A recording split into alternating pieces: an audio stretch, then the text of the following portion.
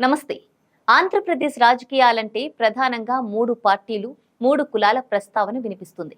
ఆ 3 పార్టీలకు, 3 కులాలకు విడదీయరాని బంధమే ఉంది. స్థూలంగా ఆంధ్రప్రదేశ్ను కమ్మ, రెడ్డి, కాపు కుల రాజకీయ క్షేత్రంగానే చూస్తూ ఉంటారు. అయితే ఎలక్షన్స్ వచ్చిన ప్రతిసారి అన్ని పార్టీలు జపించే మంత్రం బీసీలు. అయితే బీసీలు అనేది ఏ ఒక్క కులంగానో కాకుండా వేర్వేరు కులాలు కావడం వల్ల మళ్లీ ఆ 3 ప్రధాన కులాల చుట్టూనే రాజకీయం తిరుగుతుంది. అయితే 2014 ఎన్నికలలో ఈ 3 కులాలతో పాటు మరో కులం పేరు కూడా ప్రధానంగా వినిపిస్తోంది. అది యాదవ కులం.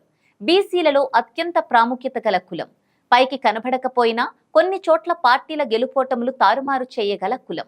సంఖ్యాపరంగా, ఆర్థిక పరంగా ఈ కులానికి ఉన్న పొటెన్షియాలిటీని అన్ని రాజకీయ పార్టీలు గుర్తించాయి. అందుకే అటు వైసీపీ కానీ, ఇటు టీడీపీ, జనసేన, బీజేపీ కూటమి కానీ సీట్ల కేటాయింపులో యాదవ, కురుబులకు ప్రాధాన్యమిచ్చినట్లుగా అర్థమవుతోంది. 2009 ఎన్నికల వరకు బీసీలు తెలుగుదేశం వైపు మొగ్గుతూ ఉండేవారు. 2014 నుంచి క్రమంగా బీసీల మొగ్గు వైసీపీ వైపు మళ్లింది. 2019 తర్వాత 5 ఏళ్లలో బీసీలకు పదవులు ఇస్తూ వైసీపీ వారిని ఆకట్టుకుందని, ఈ ఎన్నికల్లోనూ టికెట్ల కేటాయింపులో వైసీపీ బీసీలను లెక్కలోకి తీసుకుందని రాజకీయ పండితులు చెప్తున్నారు. నర్సరావుపేట, ఏలూరు లోక్సభ సీట్లలో వైసీపీ యాదవులకు టికెట్లు ఇవ్వడం దానికి ఉదాహరణ. నెల్లూరు సిటీ ఎమ్మెల్యే, మాజీ మంత్రి పోలుబోయిన అనిల్ కుమార్ యాదవ్ నర్సరావుపేట ఎంపీగా పోటీకి దిగడంతో అది రాష్ట్ర వ్యాప్త చర్చకు దారితీసింది. కమ్మ, రెడ్డి కులాలకు చెందిన నేతలే ఎక్కువగా గెలుస్తూ వస్తున్న ఈ నియోజకవర్గంలో 2 జిల్లాల అవతల నుంచి యాదవ నేతను తీసుకొచ్చి పోటీ చేయించాలన్న వైసీపీ అధ్యక్షుడు జగన్ ఆలోచన చాలా మందిని ఆశ్చర్యపరిచింది.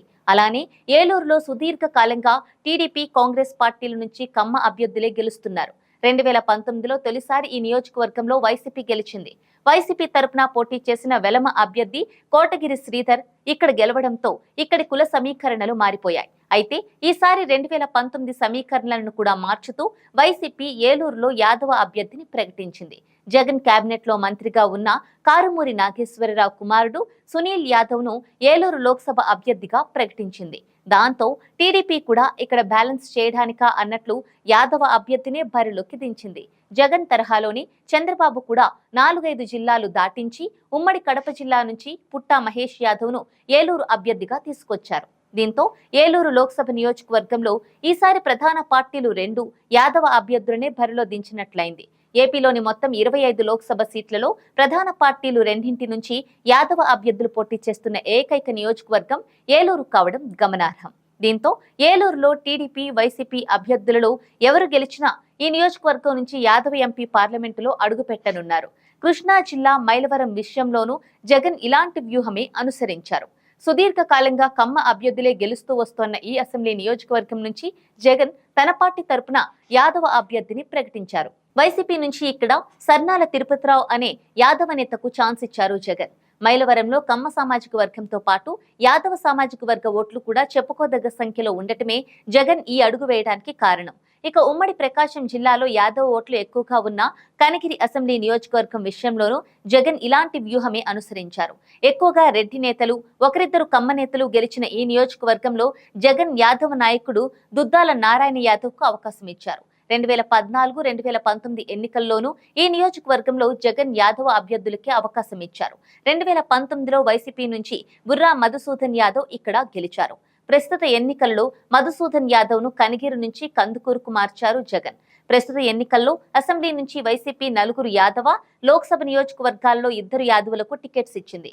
అసెంబ్లీ నియోజకవర్గాల్లో తణుకు నుంచి సిట్టింగ్ ఎమ్మెల్యే కారుమూరి నాగేశ్వరరావు, మైలవరంలో సర్నాల తిరుపతిరావు, కనిగిరిలో దద్దాల నారాయణ యాదవ్, కందుకూరులో బుర్రా మధుసూదన్ యాదవ్ పోటీ చేస్తుండగా లోక్సభ నియోజకవర్గాల్లో ఏలూరు నుంచి కారుమూరి సునీల్ యాదవ్, నర్సరావుపేటలో అనిల్ కుమార్ యాదవ్ పోటీ చేస్తున్నారు. ఇక తెలుగుదేశం పార్టీ నుంచి మైదుకూరులో పుట్టా సుధాకర్ యాదవ్, తునిలో యనమల దివ్య, చీరాలలో మద్దులూరి మాలకొండయ్య యాదవ్, నూజివీడులో కొలుసు పార్థసారథి, గాజువాకలో పల్లా శ్రీనివాసరావు పోటీ చేస్తున్నారు.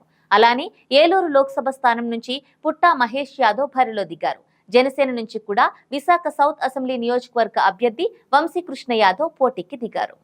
ఆంధ్రప్రదేశ్లో యాదవుల ఓట్లు 26 లక్షలు. వీటిల్లో ఒక్క విజయనగరం జిల్లాలోనే 2.5 లక్షల యాదవ ఓటర్లు ఉన్నారు.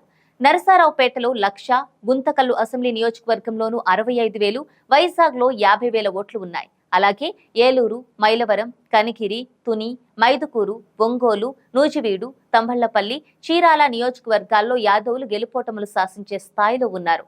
వారు ఎప్పటి నుంచో చాలా మంది అభ్యర్థులను గెలిపిస్తూ వస్తున్నా తమకు రాజకీయ ప్రాధాన్యత దక్కడం లేదని నిరాశ చెందుతున్నారు. అయితే ఈ మధ్య కాలంలో యాదవుల ఎఫెక్ట్ ఏంటో గుర్తించిన ప్రధాన రాజకీయ పార్టీలు వారికి ప్రాధాన్యం ఇవ్వడానికి ఆరాటపడుతున్నాయి. రానున్న రోజుల్లో రాజకీయంగా యాదవులు ఇంకా ఎదగడానికి ఈ పరిణామాలు దారితీస్తాయనడంలో ఎటువంటి సందేహం లేదు.